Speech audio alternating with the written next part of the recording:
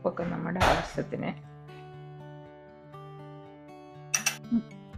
മുളക് പൊടി ഞാനിതിൽ ഈ സ്പൂണിന് 2 സ്പൂൺ ഇട്ടു. അത് ഓരോരുത്തരുടെ ആവശ്യത്തിന് കൂടുതലും കുറവിടാം. നമുക്ക് ഉണ്ടാക്കുമ്പോൾ, എനിക്ക് അച്ഛനും ഉണ്ടാക്കുമ്പോൾ എല്ലാവരും കൂട്ടിയിടും. പക്ഷെ ഇവിടെ അമ്മയ്ക്കും അച്ഛനും അത്ര എരിവ് വേണ്ട.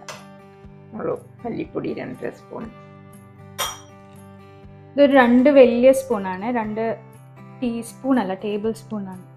കുരുമുളക് പൊടി 2 ചെറിയ സ്പൂൺ അല്ലേ.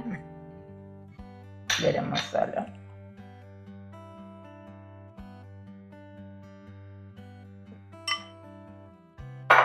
ഇഞ്ചി വെളുത്തുള്ളി പേസ്റ്റ്,